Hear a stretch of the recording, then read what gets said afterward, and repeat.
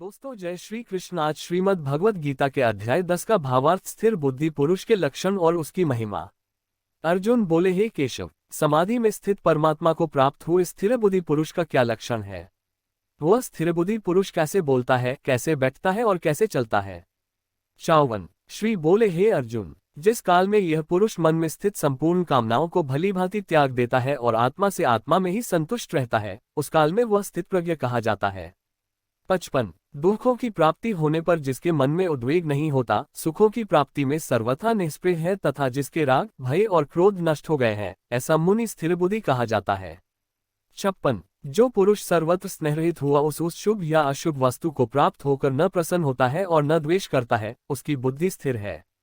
57। और कछुआ सब ओर से अपने अंगों को जैसे समेट लेता है, वैसे ही जब यह पुरुष इंद्रियों के विषयों से इंद्रियों को सब प्रकार से हटा लेता है, तब उसकी बुद्धि स्थिर है, ऐसा समझना चाहिए। 58। इंद्रियों द्वारा विषयों को ग्रहण न करने वाले पुरुष के भी केवल विषय तो निवृत्त हो जाते हैं, परंतु उनमें रहने वाली आसक्ति निवृत्त नहीं होती। इस स्थित प्रज्ञ पुरुष की तो आसक्ति भी परमात्मा का साक्षात्कार करके निवृत्त हो जाती है।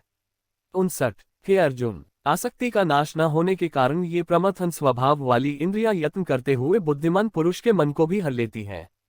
60। इसलिए साधक को चाहिए कि वह उन संपूर्ण इंद्रियों को वश में करके समाहित चित हुआ मेरे परायण होकर ध्यान में बैठे, क्योंकि जिस पुरुष की इंद्रियां वश में होती हैं, उसी की बुद्धि स्थिर हो जाती है। 61। विषयों का चिंतन करने वाले पुरुष की उन विषयों में आसक्ति हो जाती है, आसक्ति से उन विषयों की कामना उत्पन्न होती है और कामना में विघ्न पड़ने से क्रोध उत्पन्न होता है। 62। क्रोध से अत्यंत मूढ़ भाव उत्पन्न हो जाता है, मूढ़ भाव से स्मृति में भ्रम हो जाता है, स्मृति में भ्रम हो जाने से बुद्धि अर्थात ज्ञान शक्ति का नाश हो जाता है और बुद्धि का नाश हो जाने से यह पुरुष अपनी स्थिति से गिर जाता है। 63। परंतु अपने अधीन किए हुए अंतःकरण वाला साधक अपने वश में की हुई राग द्वेष रहित इंद्रियों द्वारा विषयों में विचरण करता हुआ अंतःकरण की प्रसन्नता को प्राप्त होता है। 64। अंतःकरण की प्रसन्नता होने पर इसके संपूर्ण दुखों का अभाव हो जाता है और उस प्रसन्नचित वाले कर्मयोगी की बुद्धि शीघ्र ही सब ओर से हटकर एक परमात्मा में ही भलीभांति स्थिर हो जाती है। 65। न जीते हुए मन और इंद्रियों वाले पुरुष में निश्चयात्मिका बुद्धि नहीं होती और उस अयुक्त मनुष्य के अंतःकरण में भावना भी नहीं होती तथा भावनाहीन मनुष्य को शांति नहीं मिलती और शांतिरहित मनुष्य को सुख कैसे मिल सकता है। 66। क्योंकि जैसे जल में चलने वाली नाव को वायु हर लेती है, वैसे ही विषयों में विचरती हुई इंद्रियों में से मन जिस इंद्रिय के साथ रहता है, वह एक ही इंद्रिय इस अयुक्त पुरुष की बुद्धि को हर लेती है।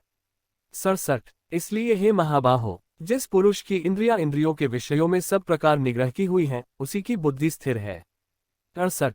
संपूर्ण प्राणियों के लिए जो रात्रि के समान है, उस नित्य ज्ञान स्वरूप परमानंद की प्राप्ति में स्थित प्रज्ञ योगी जागता है और जिस नाशवान सांसारिक सुख की प्राप्ति में सब प्राणी जागते हैं, परमात्मा के तत्व को जानने वाले मुनि के लिए वह रात्रि के समान है। 69। जैसे नाना नदियों के जल सब ओर से परिपूर्ण अचल प्रतिष्ठा वाले समुद्र में उसको विचलित न करते हुए ही समा जाते हैं, वैसे ही सब भोग जिस स्थित प्रज्ञ पुरुष में किसी प्रकार का विकार उत्पन्न किए बिना ही समा जाते हैं, वही पुरुष परम शांति को प्राप्त होता है, भोगों को चाहने वाला नहीं। 70। जो पुरुष संपूर्ण कामनाओं को त्याग कर ममता रहित, अहंकार रहित और स्पृहा रहित हुआ विचरता है, वही शांति को प्राप्त होता है, अर्थात वह शांति को प्राप्त है।